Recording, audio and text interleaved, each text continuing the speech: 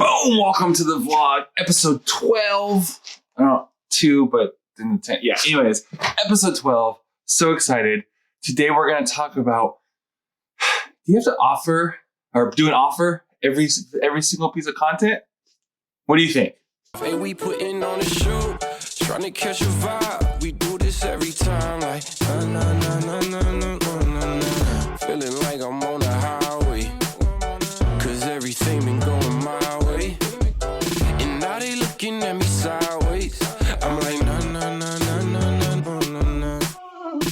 this is where I wanna be, never ever gonna leave. Okay, so some conversation, a discussion has come up, and there's been some conversation around the idea of when you're producing your content with the hook, story, offer method, do you have to always offer something, or is that actually bad? It's going to irritate people, and maybe you should just put out your daily content without it, and then like once a week, maybe if you're putting out high quality content once a week, you can put the offer out there.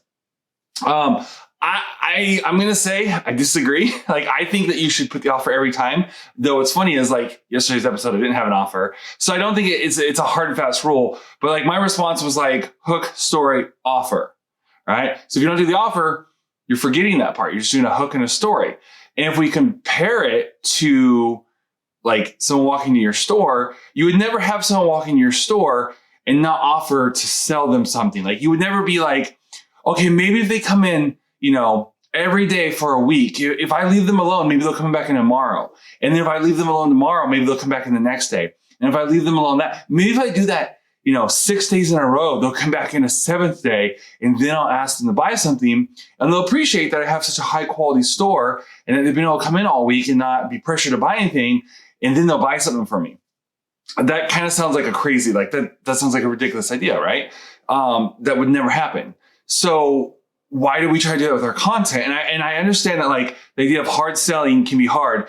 So the example I gave to the person asking the question was, look at YouTubers, right? YouTubers are asking for the offer every time. Now it's not typically, hey, go buy my $2,000 mastermind, right? That's not what they're saying. They're not even saying buy my $20 t-shirt. They're like, hey, like, subscribe, smash that bell. And that's what they're asking for. And so they have a hook, right? If you look, I think YouTube videos are perfect for this, whether it be a vlog or like the crazy YouTubers who are doing, family, whatever it is, right? So they start off and it shows a little piece of something, like right when the officer is going to ask them something because it's a prank video, or right when like their camera falls, or something like in the height of the action, and that's the hook. You're like, I want to know what's going on. Or maybe it's like a Peter McKinnon type thing, and he's like, what's up? And then he does his little thing, and he like says something that makes you want to then watch that episode. That's the hook. And then it goes into the intro, right? Or back to the beginning if they don't have an intro. So then the story happens, and right, that's the episode, that YouTube, that the prank video, the vlog, whatever. And then at the end, it's like, hey, if you guys like this episode, please comment, like, and subscribe. Don't forget to smash that bell, turn on the notifications, right? That's the offer. They're asking you, like, look, you watch this video, and in return, please comment, like, subscribe, and then, make sure you smash that bell. That's the way they say that there, right? That's an offer. So if you're uncomfortable, like, every time, maybe don't ask for the exact same thing every single time, or maybe like don't ask for like a physical product or a service. Maybe it's something like that. Maybe it's a social share. Maybe it's asking for a comment or a reply. So you can mix it up that way. Or you can even have different offers. So maybe you're not just every time you're like, go buy my mastermind. Like if you have some sort of funnel, right? Like a value funnel, start them off like saying, hey, go sign up for my free thing. Or, so that way you're not saying, hey, go sign up for me, for example. That's why I created the ebook, which I haven't talked about a lot recently. I'll put the link in the description because, I know it's a big ask to say, hey, go sign up for my thing for $10 a month. So hey, go get the free ebook, and then you can have the free ebook. And then, right, that puts them in that, anyways, you get the idea. It can be something else. You can mix it up. But if you're not doing an offer, what was the point of your piece of content? Because every piece of content is supposed to, yes, to make them know, like, and trust you more, but also move them forward. So it's like a missed opportunity. It's like having a salesperson who says, I'm only going to sell 1 out of 7 times I talk to the same person. Like, I'm not going to talk to them until I've seen them 6 times. that wouldn't make sense. You'd fire that person. So the same thing with your content, right? This idea, like you're going to be lucky to get them, like very few people that watch a piece of your content are going to come back to watch 6 more so you can try to sell them on the 7th. You've got to do that on all those pieces, because most likely what's going to get them to come back and subscribe to your podcast or read your blog or whatever is because they watch 1 or 2 of your videos. Your hook, your offer got them to actually take you up on your offer. And because they interacted with that offer, they bought it, subscribed, whatever it is, now they have more of that, right? Now they're going to go back and reaffirm that first purchase decision, even if it's just to give you a free email or subscription, and watch more of your content.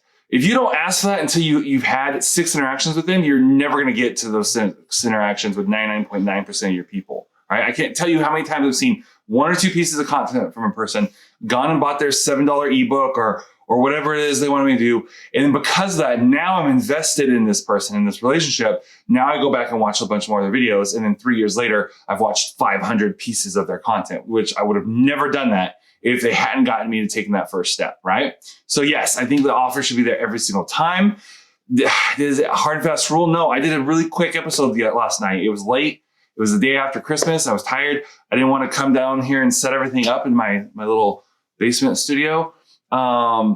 So I was like, hey, let me just do a quick little book recommendation. I got these books that are really good.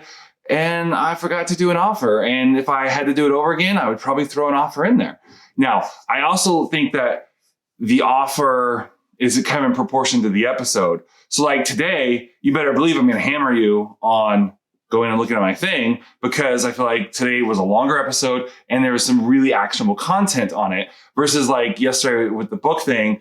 I would have probably said just, like, subscribe, that kind of thing. Or I would have probably asked, hey, leave a comment. What's your favorite book? Or what are you reading now? I would have probably done something like that. Or if I had off the top of my head, I would have given like, hey, speaking of books, go sign up for my free ebook. Link in the description, right? Something small like that. So yes, that is my opinion on hook, story, offer. Hey, speaking of offer, if you haven't yet, go check out Business Growth Secrets, where every single week you're going to get a business growth secret sent right to you. It won't be a secret anymore. It'll be a business growth weapon in your arsenal.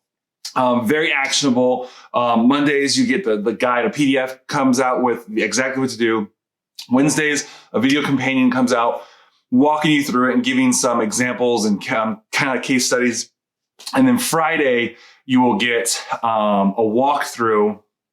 Wednesday, you also get, when you get the companion video, you also get the podcast as well, for those of you who like the podcast. And then Friday, you will get most times, every now and then there's one that it doesn't need a walkthrough. But then on Fridays, you'll get a walkthrough showing exactly what to do. This week's is going to be awesome. We're going to be talking about your origin story and how to create your origin story. And you can use that as content for your publishing platform, whether you chose the podcast, blog, vlog, live videos, whatever. And then how you can use that to kind of bridge people over from like, oh, I like their content, over into becoming like a customer. So that's going to be going out this week. So if you want to get that, go sign up for that. Check the link in the description, or go to Patreon and search my name, Jared Elrod, or Business Growth Secrets. It's $10 a month. You can cancel. You can pay $10, sign up, get 4 of those, cancel after that if it's not for you.